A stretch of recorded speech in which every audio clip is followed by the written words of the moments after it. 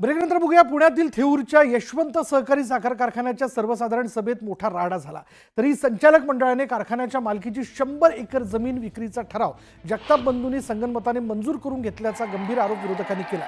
या कारखान्याचे अध्यक्ष हे सुहास जगताप असून ज्या मार्केट कमिटीला ही जमीन कवडीमोल भावात विकली जाणार आहे हे तिकडेही याच जगतापांचे बंधू पांडुरंग जगताप हेच मार्केट कमिटी संचालक आहेत आणि या दोघांनी मिळून बंद अवस्थेत असलेल्या यशवंत साखर कारखान्याची जमीन कोणताही लिलाव न करता परस्पर संगनमताने विक्री संबंधीचा ठराव मंजूर करून घेतल्याचा आरोप या कारखान्याचे सभासद विकास लवांडे आणि तक्रारदार मंगेश ससाणे यांनी केला।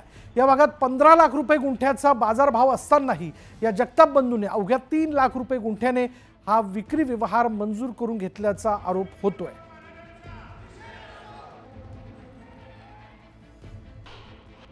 सुभाष चंद्रकांत जगताप हे त्या कारखान्याचे चेअरमन आहेत आणि हवेली कृषी उत्पन्न बाजार समितीचे संचालक असलेले त्यांचे सख्खे थोरले बंधू प्रकाश चंद्रकांत जगताप या दोन्ही भावांनी काल प्लॅनिंग करून संचालक मंडळाने जी काय वार्षिक सर्वसाधारण सभा कारखान्याची बोलवली होती, सभासदांना विश्वासात न घेता केवळ विषय पत्रिकेचं वाचन केलं आणि आपल्या हस्तकांकरवी ती सभा मंजूर म्हणून 12-13 विषय त्या ठिकाणी मंजूर म्हणून घोषित केले, ज्याच्यामध्ये कारखान्याची 100 एकर जमीन मार्केट कमिटीला देण्याचा प्रस्ताव आहे।